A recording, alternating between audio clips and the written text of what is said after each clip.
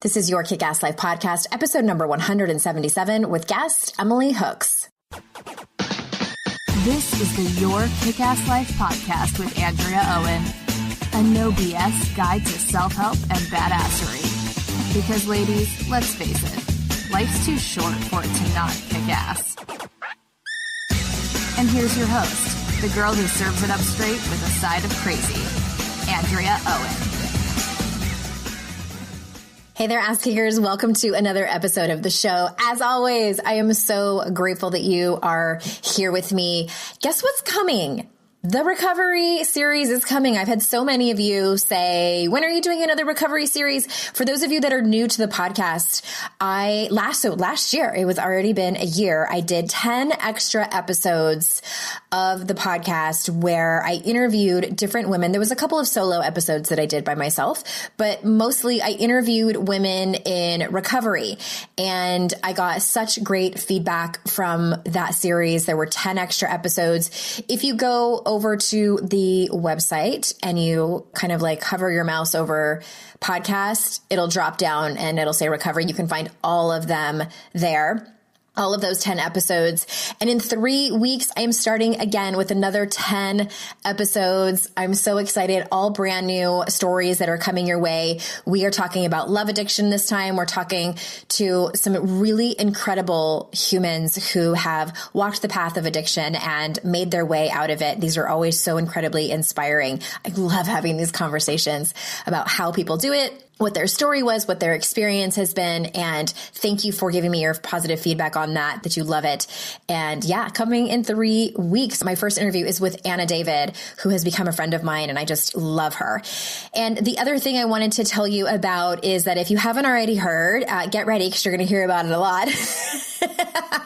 Is that my book is available for pre-order. The official launch date is January 2nd of the new year. That is when it will be available in bookstores everywhere. And you can pre-order it online now, either from Amazon or your other favorite online retailer. And the truth is, if you order it online, it will ship a little bit sooner than it is in bookstores. We love our bookstores. I love to support local bookstores, independent bookstores. But if you want it a little bit earlier, then you can go ahead and order it online. There is some really magnificent bonuses that I'm giving away for those who do pre-order. I'm not going to tell you what every single one was, but I am going to tell you where you can find out about it. And there's also a link to pre-order the book. So that's at yourkickasslife.com/HTS. FLS. And that stands for How to Stop Feeling Like Shit, which is the name of my book that is coming out. That link is in the show notes for you. And I'm also going to be going on a small book tour. I'm going to be hitting the cities of New York City, San Diego, DC, Chicago, possibly Portland. And if you would like to be notified of updates about that, then this is sort of funny. You can text the word shit. That's right. SHIT. Text the word shit to 444-999 if you want to be notified when I am going to be doing those workshops. For sure, we already have one planned for New York City. These are very, very small, intimate workshops that I'm running. They are maximum of 8 women. They are 3-hour workshops where we're going to be working on things from the book as well as tools from the Daring Way. It's the work I do with my private clients. So if you're sure that you want into the New York City workshop, then head on over to the show notes and you will see the link in there because again, several of those spots are already taken. And once it's sold out, it is sold out. But again, we have not booked dates for those other cities. So stay tuned. And if you want to be notified of those other cities, again, text the word shit to 444-999. And I think that is about it for the announcements. I am so excited about this book. I can't even tell you, and you guys are going to be hearing about it so much that you're going to want to just run out and buy it, right? Okay. Thank you. So I'm excited about today's conversation. Emily Hooks wrote the book on forgiveness, and you will hear all about it in the episode. Forgiveness is one of those things it's loaded, right? Because there's the whole conversation about forgiving ourselves and then the whole conversation of forgiving other people. So we talk about both of those things in this episode. And let's see, before I jump in, let me tell you a little bit about Emily. Emily is an author, speaker, and founder of the Forgiveness Academy. Her book, The Power of Forgiveness, A Guide to Healing and Wholeness, is a comprehensive guide to forgiving as a healing practice. Emily speaks on forgiveness, finding self-empowerment by embracing our past, and her personal journey. So without further ado, here is Emily. Hi, Emily. Thanks so much for being here. Thank you so much for having me. It's a pleasure to be here. I look forward to speaking with you. Oh, yeah, me too. I love these conversations. They're always the highlight of my day, being able to talk to someone about personal development, and obviously my favorite topic since, we both work in it. And right. This topic, I was telling Emily before we started recording, for those of you listening, that forgiveness is something I touch on a lot in the podcast, whether it's self-forgiveness or forgiving other people. And it's one of those underutilized topics in personal development. I don't know. I think people are talking about it a little bit more often, but that is a lot of your work in the world. And that's where we're going to start with a big question. I think it's probably not that big for you, but probably a big question for people listening. And can you tell us, what is forgiveness as an act of self-empowerment? Wow. Yes, absolutely. So I think the reason that forgiveness hasn't been a part of the personal development conversation up until now is because people have misunderstood what it means. That, and it is an act of mercy. It is an act of compassion. But more importantly, in my opinion, and what I mean by that is it's more important because it's a great motivator for people, is that it truly is an act of self-empowerment. And what I mean by that is it frees us from the illusion that we are somehow a victim in our own lives. And that's what creates a lot of the stumbling blocks and the obstacles that people face, is this idea that somehow they're powerless in their lives. And, it's also true that it shatters the illusion that we're the bad guy. So sometimes we get caught up in this, well, I don't deserve this, or, because I did this, I'm not a good person. And true forgiveness frees us from seeing life through those filters, because in reality, life is more complex than that. We're all more complex. Nobody's a victim. Nobody's a bad guy. We're all, messy, complicated human beings doing the best that we can. Yes, I agree with all of that. And I think, and this kind of brings me to my next question. When we're talking specifically about forgiving other people, what's interesting, and I don't know how I knew this from the beginning, in my own experience, I went through a traumatic divorce and my husband was unfaithful, and it was really dramatic as well. And I know that a lot of people out there would be like, there's no way I would forgive someone for doing that. And I knew from the beginning that, I don't even know how I did this, because I wasn't really super into personal development yet at that time. I knew that me forgiving him was about him. However, I've known people who hold grudges for decades. I'm not even talking like years, like decades. They carry around this, I will never forgive you. You don't deserve to be forgiven. So can you tell us, why would someone go through the effort and energy and emotional stuff of forgiving people in their past? And sometimes they might still actually be in their present. Sure. You're absolutely right. Not forgiving is the norm. We live in an unforgiving world, and people are expected to be indignant forever for things that have happened. But the reality is that's a complete misunderstanding of what forgiveness is. Forgiveness is not about the other person at all. They have nothing to do with it. When I forgave the people in my life, and there were many extraordinary opportunities to practice forgiveness in my life, I never had a conversation with any of them about forgiveness. They didn't know that I was forgiving them. For the people that were still in my life, they noticed that I became happier and that I became more free and more compassionate and more loving. But you don't need to involve the other person at any point in the process. It's about changing the relationship that you have with yourself, with your thoughts and your feelings. It's about neutralizing the feeling that you have about the things that have happened in the past and finding compassion for the jerks. Yeah. That's really what the process is about. And having compassion creates space for happiness and for, big dreams and warm, loving, intimate relationships, where if you hold on to resentments and shame and anger, you're not free to do those things as easily. True. Yes. And what's interesting is I like that you said, having compassion for people. And in the private work I do with women, this is something that we go through, and just the understanding, and this is hard. I'm going to preface this by saying, this is hard for most people, and knowing that that person is doing or did the best that they could.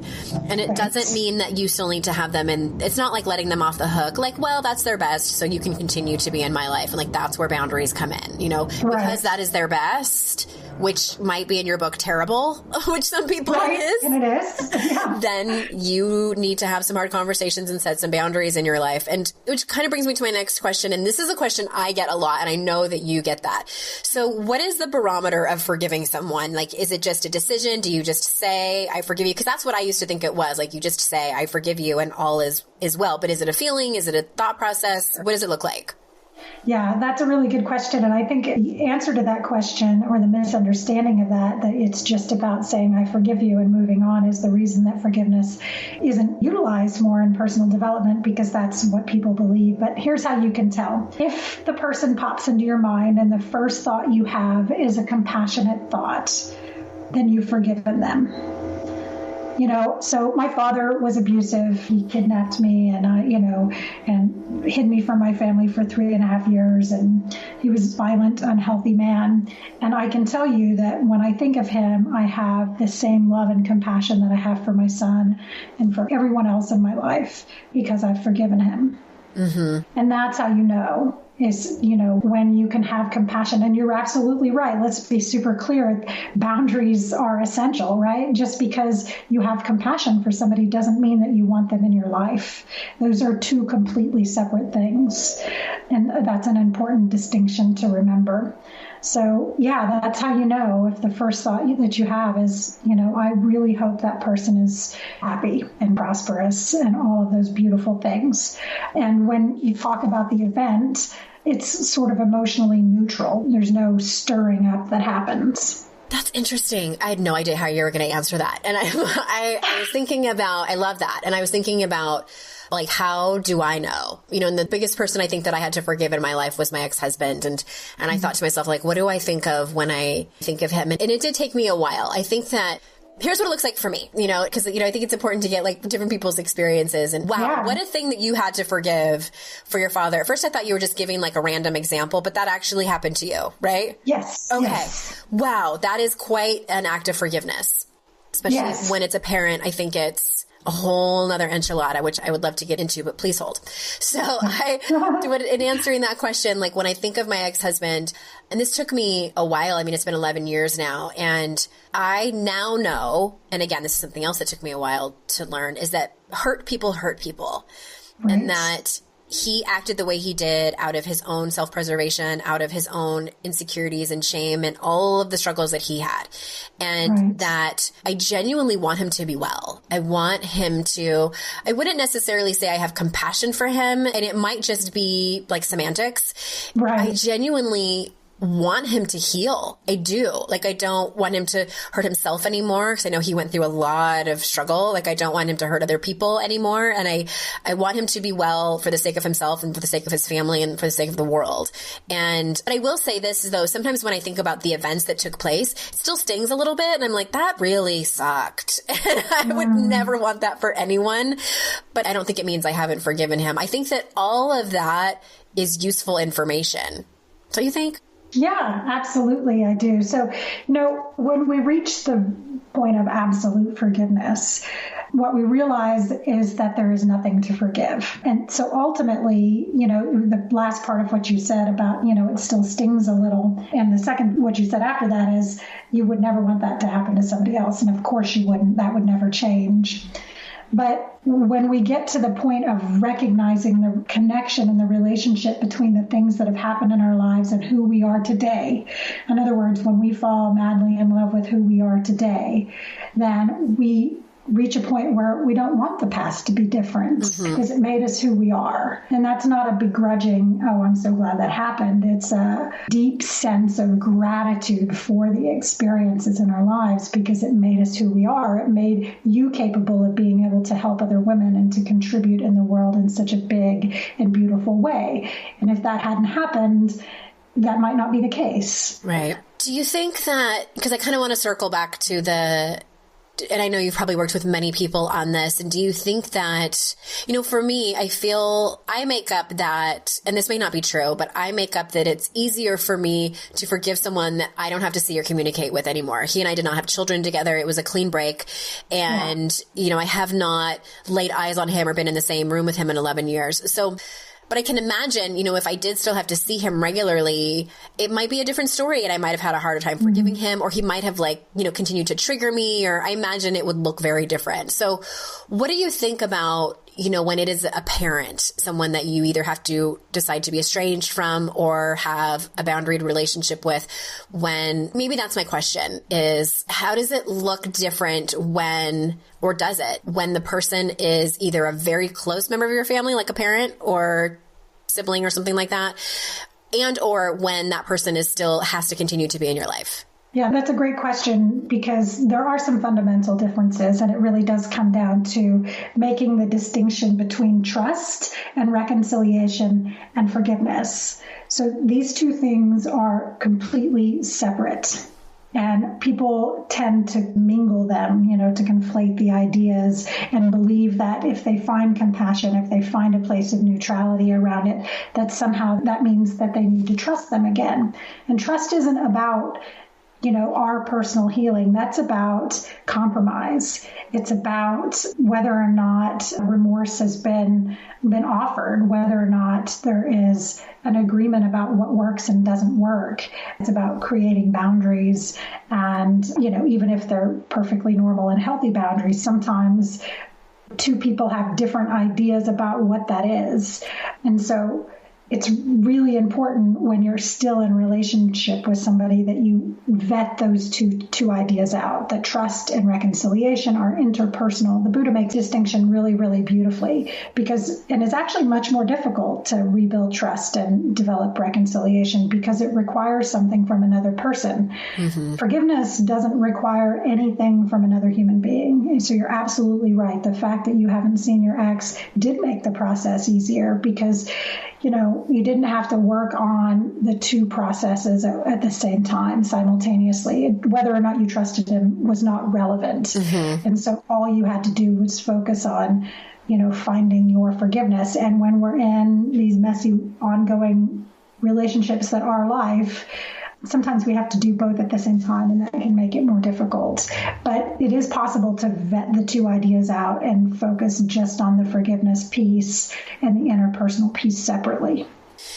Yes. I imagine that. I never actually even thought about it that way, is the reestablishment of trust, and that takes time and happens organically. And I can see how it would be a little bit of like a 2 steps forward, 3 steps back process sometimes. Right, exactly. Yeah. What is the relationship? Because we talk about shame a lot over here on the podcast. What do you feel is the relationship between shame and forgiveness and self-forgiveness? So forgiveness, if you wanted to describe the process, is a process of self-actualization, personal development, personal growth. And in that process, we're moving through feelings, the hurt feelings, shame, anger, and resentment are the big three. And we're exchanging those for self-love, self-compassion, and empathy for other people. So when it comes to self-forgiveness, it's about that focus on the shame. And it's really important in that definition to recognize that we're moving through the feelings. Mm-hmm. We're taught, and Brene Brown's amazing when it comes to this conversation on shame. We're really taught to hide the shame and to be really, really hard on ourselves, that we won't act right if we don't punish ourselves brutally, and that we're really asked to carry a cross of our mistakes all the way to the grave in our culture today. And that's just silly, because as long as you're focused on what you did wrong, you can't contribute, right? I mean, this is about figuring out how to make the world a beautiful place together for everyone. Mm-hmm. And as long as we're focused on the things that we've done, and believe me, I speak from experience. I was a single mother with an addiction problem, and I caused a great deal of harm for my family and for my son. So as a parent, and there aren't very many things more difficult to forgive, I made some very fundamental mistakes. And so believe me, I understand that we don't want to experience the shame because it's painful, but we have to.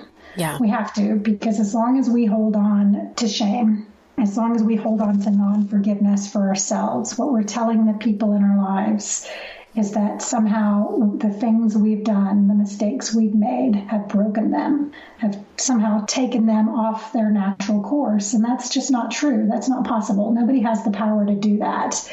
Life is about learning lessons, and sometimes those lessons are very painful, but we don't have the power to take another human being off their course.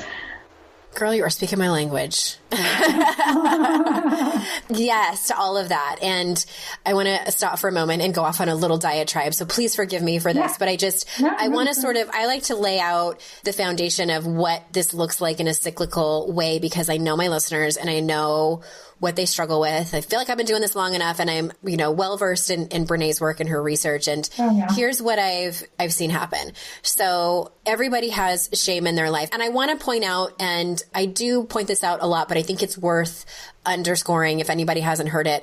Because I think sometimes when people hear the word shame, whether they read it quickly in a book or hear it on a podcast, they think, I don't walk around feeling ashamed all the time. That's not me.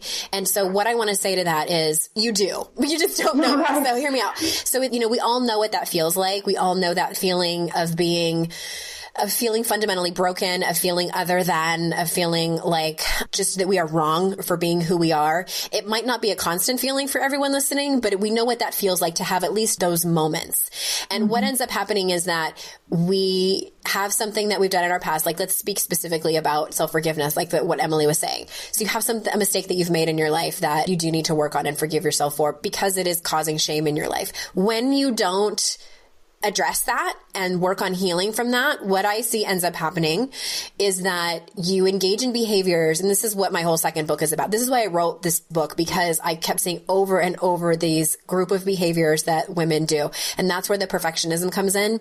That's where the people pleasing and approval seeking comes in. Control, chronic overachieving, sometimes for some people, self-sabotage, hiding out and numbing. There's a few more, but I'll leave it at that we do, that we feel like that's our answer. If I just look perfect for everyone, if I just get everyone to like me, if I can just control the situation, and we can't, and then we end up, those behaviors end up making us feel completely like shit. And then we end up feeling worse about ourselves, and the shame cycle starts all over, and we start beating ourselves up for the thing that we did or something else. And that's the cycle, everyone listening. Like, that's what it works for. That's why I want to emphasize the importance of what Emily was saying about healing. I think you said it really well on your website. Let me pull that up really quick. You said, forgiveness is the most important path toward healing that we can undertake. I think, like, bold letters, you guys, whether it's forgiving other people, but specifically to this topic that we're just touching on is self-forgiveness. My question for you is, and if you want to add anything to that, perfect. But also my question for you is, what do you find? Because what I hear sometimes from women is like, I don't feel like I carry anything around specific. Do you think that does that get lost sometimes with people? Or do they think that it's like these big things, that these mistakes that they had to have any self-forgiveness work to be done? Right. Yeah. I think what you said about shame, do you have it? Yes. I think the same is true for forgiveness. Mm-hmm. Do you have the need for forgiveness? Yes, you absolutely do. If you've cleared the past, right, and that takes a long time. It took me 15 years. What do you mean by that, cleared the past? It means, there aren't people in my past that I haven't forgiven. Oh, okay, gotcha. I have compassion for all of them. Okay. And gratitude for those experiences. But if you're living life, new opportunities for forgiveness pop up. It's just, it's a lifelong thing. Right. So it's that, in that sense, it is something that we have to do forever. But, it's a myth that people think that forgiving things that have happened in the past is something you have to work on forever. That just isn't true. You can reach a point of completion with the things that have happened in the past. But to go back to your question, and would you repeat your question? I just want to make sure. Yeah, I was curious because, I think some people, when they think of or hear the term, self-forgiveness, they think that it has to, they try to rack their brain for big mistakes that they might hear this podcast and say like, well, I was never a mother who had an addiction problem, or I never, made these big monumental mistakes that I feel like I need to, it might be like smaller things that they beat themselves up for on like a regular basis. Yeah. So the last chapter in my book, I start with a conversation about this because I think it's really important to recognize if there is quote unquote dysfunction. I'm not a big fan of, diagnostic terms, but if life isn't showing up the way you want it to show up. I like that.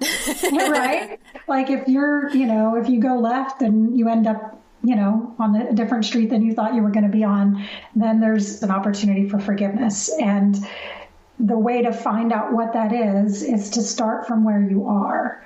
Trace the thread backwards, right? So, because life is trying to show us what it is we need to heal, what it is we need to forgive, what it is we need to learn. And it's not all about, this idea of, being broken and needing to heal.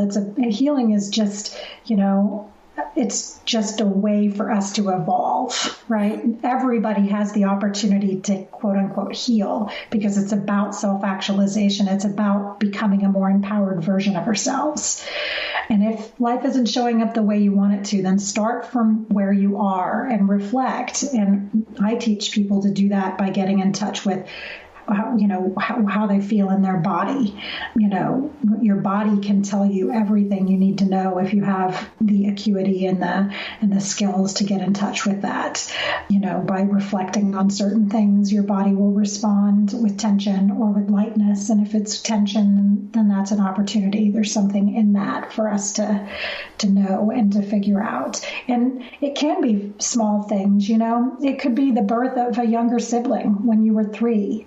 Right? It could be, your first love, flirting with another girl down the hall. It could be, or a boy, or it could be, a teacher picking someone else first in 5th grade or in 12th grade. Those things are defining moments sometime in our life. People think we talk a lot about trauma. And what trauma essentially is how you've been impacted. It's not what happens. Like the rest of the world doesn't get to decide if there's the need for forgiveness. You decide that, and you decide it based on the impact of what happened. So, if you worked really, really hard on a paper in 10th grade and you got a B, and that defined your college and your first 3 jobs, that's a need for forgiveness, even though everyone else in the world might think it was silly.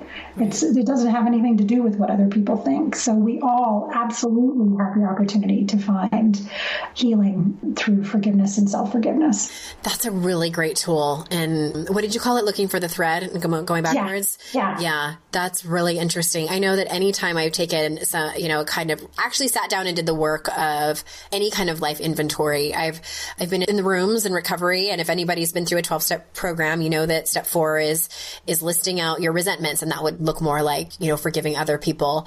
And it's always so incredibly eye-opening. I even did it more recently around the topic of money. And do you have any money resentments? That was a page long, going all the way back to elementary school about how somebody stole my pencil collection. And I was so mad. Perfect. Isn't that, it was 5th grade, I think, 5th grade. And I was still mad. Like, why would some other kid, and it was like, oh, wow, there's something there. And I like that you said that it's not the thing. Like, is it kind of silly? Sure. Like from a logical perspective, but it was the impact that it had on me and how it ends up shaping our future as adults and how we see the world and how we react to things. And it can be way more impactful than we might think. Right. Everything that happens, has some effect on the direction we go in life. Yes. Which is a great segue to the next question about, our life story and how can we, and this is like a big question, but how can we reclaim our story as humans to create an experience of self-love and compassion that you've been kind of touching on since we've been talking? Sure. So in the book, I talk about 5 skills that we can develop to become forgiving human beings. That's what the book is really about. It's about how do you become a naturally forgiving person? How do you leverage it as a virtue, just like, empathy and other things. And one of those skills is understanding the relationship that you have to your story. Here's the punchline with that. What happened in the past. right? Mm-hmm. When we view the need for healing through that lens of what happened, we feel powerless because we can't change the past, and that's true. But the story that we have about what happened is happening in the present moment. It's not the same thing. The story that you have about what happened is absolutely not what happened. Something happened. Right? Something happened. But we have an extraordinary capacity as human beings to defend our injury. And we do that by rewriting the story constantly. There are also, well-researched biases that we have that, when one of those is about filling in the blank spots. So when something happens, the reality is we don't remember all of the details like we think we do. And I just want to I'm going to pause here because I always like to make sure that I'm being really, really clear. I'm not saying that something didn't happen, right? That's absolutely a completely different thing. And that's not true. And we know it's not true because there's impact, first of all. And second of all, because right? We know when something happened, even when it might be something smaller. I just want to be really clear on that because people who have been victims of abuse and other things are often denied their story. And it's not what I'm saying. What I'm saying is the story that you have about what happened is not the same thing as what happened. And the beautiful thing about that, you have power over the present moment. You have power over what the story really is. And what happens in the process of forgiveness, once we get really, really clear on this distinction, and I would encourage listeners to just meditate on it. Some people have a lot of resistance to this idea, and I promise if you just reflect on it, create space for it, read the book if you want more clarity on it. And there are other resources about this too. Once we get that distinction, there's a sense of personal power that we have that we don't have as long as we believe that what happened is the same as the story that we have about what happened. So when we forgive, literally, we end up rewriting the story, right? So I used to think that my life was a series of tragic events, and truly, there have been many objectively, quote unquote, tragic things that have happened in my life.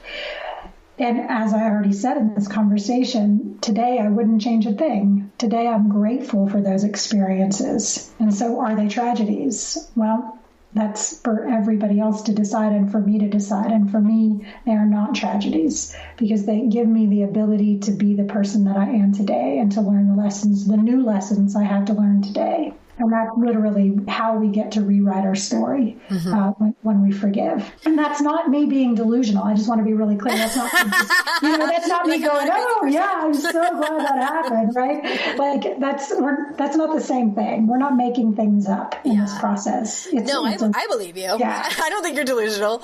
And maybe I believe you partly because I've had the same process happen. And I have had people out, when they hear my full story, and the full story was actually 2 back-to-back relationships. The first one ended and I immediately did the most unhealthy thing as I started dating again and met someone who was equally as, I'm going to go ahead and use the word dysfunctional in this instance. It's equally as dysfunctional as I was at the time. And the two of us were a perfect match. And it ended up being, long story short, he was a person who lied about having cancer to cover up his opiate addiction. And I didn't know until the very end. And I lost most of myself, including thousands and thousands of dollars and my dignity, and it was such a bad, tragic story.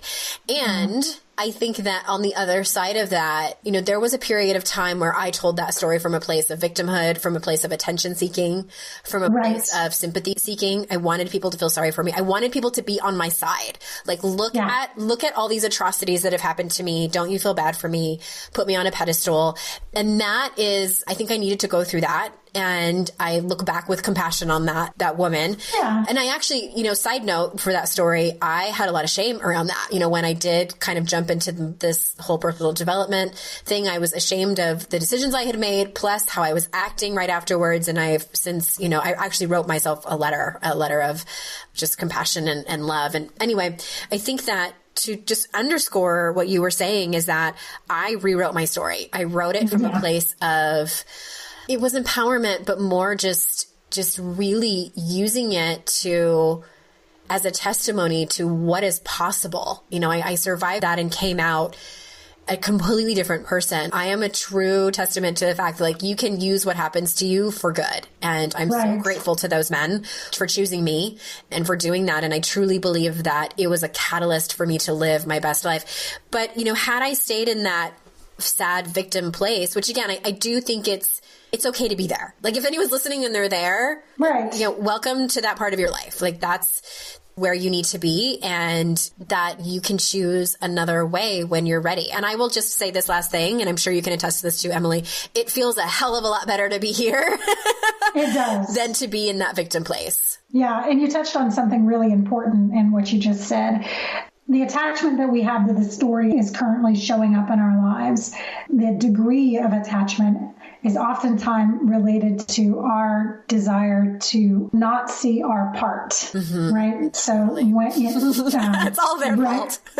Right. We just want to stay in a space of blame and not see, reality is, we are an active participant in our lives throughout our lives. And we are, and that's really what my book is about. It's about finding our accountability in our own lives and compassion for the things that have happened. So that was a good point to bring up. Yeah, I think that this whole topic can be complicated. And by complicated, I mean, it's going to look different for every single person, but I love that you have a process, and I love all of your ideas and advice for this. So everybody, we will link up to the show notes for Emily's website as well as her book too. It's The Power of Forgiveness, A Guide to Healing and Wholeness. And she's over at emilyjhooks.com. Thank you so very much for being here and having this conversation with me today. Thank you, Andrea. It was a pleasure. It really was. And it's my favorite thing to do, have these conversations. So thank you very much. You're welcome. And everyone out there, thank you so much for being here and being a part of this podcast and this community. I thank you so very much. And until next time, I will see you out in cyberspace. Bye-bye.